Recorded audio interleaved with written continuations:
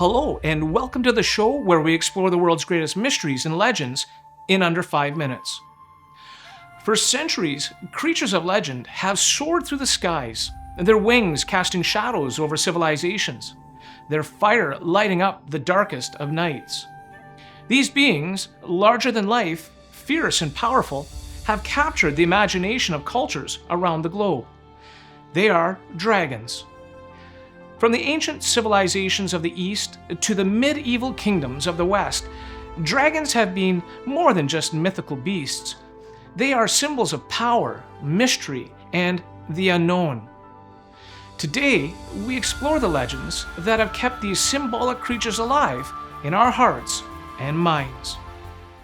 In the East, dragons have long been seen as benevolent, almost divine beings. The Chinese dragon, known as Long, is a symbol of strength, wisdom, and good fortune. Unlike their Western counterparts, these dragons are not fearsome creatures of destruction, but guardians of nature's balance. They control the elements, particularly water, bringing rain to nourish the land. The azure dragon, one of the four symbols, rules over the East and is seen as a protector. Chinese emperors often adopted the dragon as a symbol of their own divine right to rule, believing themselves to be descendants of these mighty beings. Yet, in the West, dragons take on a darker persona.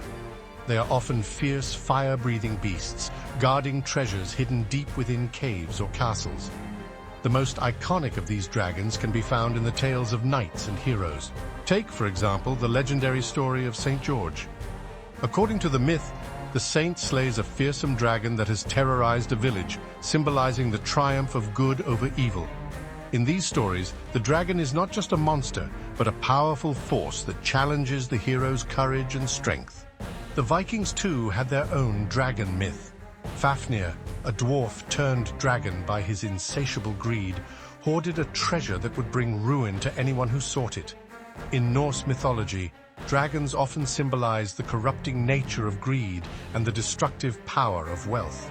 The hero Sigurd slays Fafnir, but at great cost, reminding us that even the bravest warriors can be undone by the allure of treasure. On the other side of the world, Japanese dragons like Ryujin take a different form. These water deities, rulers of the oceans, are often depicted as long, serpentine creatures with the power to control the tides and storms. Ryujin, the Dragon King, governs the sea from his underwater palace and is both revered and feared by the people. Here, dragons are not just creatures of myth, but integral parts of the natural world, powerful, yet often benevolent. In today's world, dragons continue to captivate our imaginations. Modern fantasy, from The Lord of the Rings to Game of Thrones, has brought dragons into the realm of epic storytelling, where they are not only fierce adversaries, but wise and ancient creatures integral to the destinies of kings and queens. In these stories, dragons are not simply animals to be slain. They are symbols of freedom, power, and the complexities of fate. Whether they bring wisdom and prosperity or destruction and chaos, dragons are more than just mythical creatures. From the east to the west, across oceans and lands, these legendary beings have remained a part of our collective storytelling tradition, reminding us that no matter how much we think we know about the world, there is always something larger, more mysterious, and more powerful, waiting to take flight.